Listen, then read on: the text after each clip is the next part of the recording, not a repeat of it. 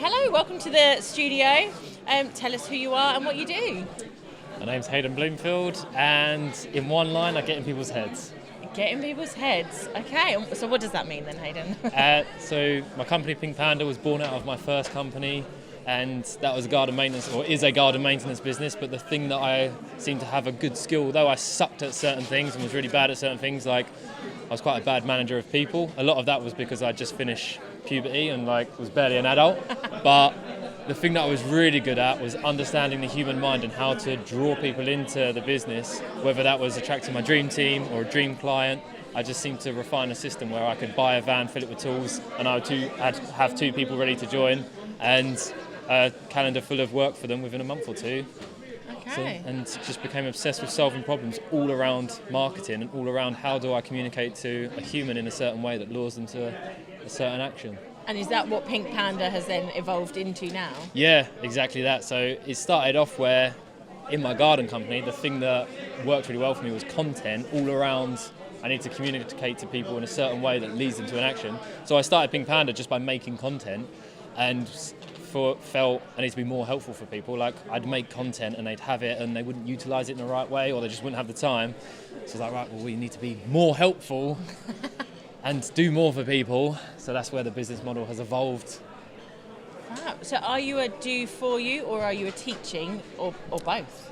Our model and the services we offer is a combination. So it's kind of like, as we all love a good funnel. So Yeah. It starts off as like, here's how to do it yourself, and it's like, well, we can help you tailor to how you do it yourself, and then it's, well, we can do it for you. And it's I call it a GPOCP method, and this is what we develop for businesses. So it's gifts, prospect offer, core offer, profit pump. So your gifts is free information based on what are the key problems that you solve, help people become aware of that, gift them with digital information that doesn't take any of your time, then have a prospect offer afterwards so they can spend a little bit of money with you and start a relationship, which then leads them onto your core offer, which is the thing you want them to be doing and the problem you can really solve for them. And then your profit pump is the add-ons that you can do to increase your profits. Many people take what I call profit pumps and use them as loss leaders, because your profit pumps are often services you can add on that if you was to offer it with a brand new customer, would have this whole learning curve. So for example, in my garden company, if someone phoned up and wanted a couple of hundred bulbs in the garden and a few little plants, by the time I've gone round and viewed a garden, if I've got a 1 in 3, 1 in 5 success rate, go do that 3, 4, 5 times, then go get plants for one garden and get the team there. It's like, whereas all of our regular customers, if we just educate them on the time of year when it's a time to put bulbs in, then they're going to think, oh yeah, that's a good idea. And 20-25% of our customers will probably say, yeah, go ahead and do it. So then it's go to the nursery, get the stock for all of those gardens at once. The team already know the gardens and where to go there. I haven't had to go there. So it becomes a profit pump instead of a loss leader where you hope that you'll get the core thing that you're trying to sell. Wow. I feel educated, just stood it. So that's amazing. And so what is your ideal client, if you like, then? Who's coming to you? Ideal customers are, we work with service-based businesses, either professional services or trades, and people that really want to grow and scale, because in the same way that I have a framework to draw in your ideal customer, I have a framework to draw in your ideal staff. Okay. And that way I can just be really helpful for people that want to build a bigger team than what they currently have and work with more customers than they currently have and partner with more businesses than they're currently collaborating with. So as a business, we'd come to you and we'd say, right, this is what our offerings are, but we know for us to be able to offer all of this, we also need to build our team. You'd be able to work with us, that strategy of going, right. Yeah, so the whole thing that we focus around is where do you want your business to go in the next few years, whether that's 3, 4, 5 years.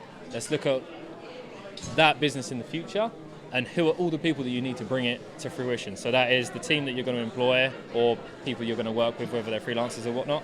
That is the customers you're going to have, and you want to have your ideal customers, and then partners you can collaborate with. So it's then looking at, if you were 5 years in the future and you'd worked with all those people, what is everything you've communicated with them over the years that drew them to you? Well, if we can go into the future, know all of that information, come back to the present day and broadcast that and create a system that filters out the people. I call them the buy nows, the buy laters, the buy nots. The buy nots are never going to buy from you, but they'll ask you every bloody question. So if you can have a way that you can interact with them without using your time, i.e. you have your gifts, going back to that gifts, prospect offer, core offer, profit pump. Yeah.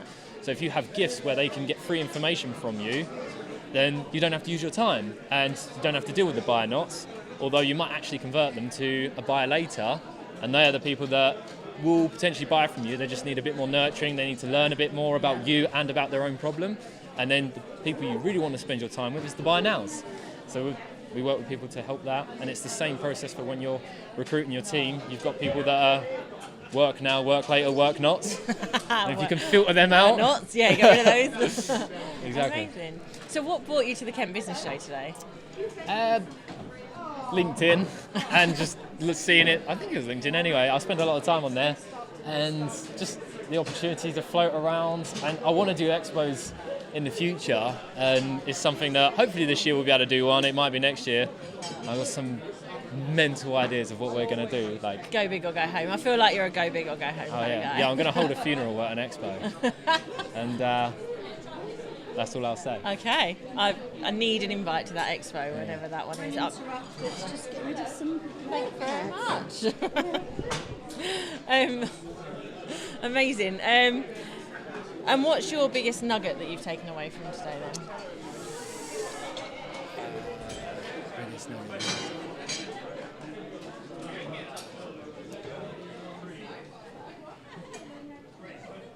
Is it going to be something I've learned, or just... What do you feel like that was the most valuable thing that I came away with today?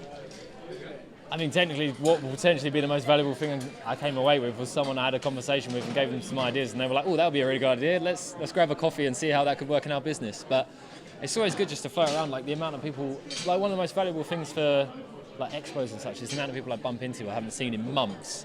And it's just a good opportunity to catch up, and although it can be a bit of a challenge when you like know loads of people. Like I came here and I've spoken to one person. Actually, no, you're the second person I've spoken to that I hadn't met before here, because I just kept bumping into people I know. And next thing you know, you've been talking to them for 15, 20 minutes, catching up. And I was like, I haven't actually spoken to anyone I don't know yet. No, I completely get it. And it's funny, isn't it? Because I saw you earlier and I've seen you a couple of times, and I'm like, I really need to go and say hello, like, hello, Hayden, because we've spoken on LinkedIn and we keep, like, all the events that you've had, and like, we've been at like crossing and not hitting paths, and I'm like, and yesterday you were even in the studio I keep walking next past to the studio, us, in the radio studio while we're in our studio packing up for today, and we still missed each other. So on that note, if you need a radio guest, happy to be a radio guest. There you go, Hayden. On the radio. And podcasting, clearly. Yeah, we're and like podcasting. happy to do that. So Hayden, if people want to get in touch with you, how's best to do that? How best to do that? I'm on LinkedIn a lot, and that's Hayden Bloomfield, the 100-year goal. Another way, if you want to interact with Pink Panda in some way, great starting point is we've got a lovely fun quiz that is how effective is your marketing, and it's 10 quick multiple choice questions that will give you a score on how good or how shit you are at marketing, and give you some good pointers there on how to improve it, which of course leads you into a lovely funnel of how we can interact with you and how we can help you. Watch out for those gifts and prospects and things like that. Yeah, exactly. We gift you. You know the behind the scenes now.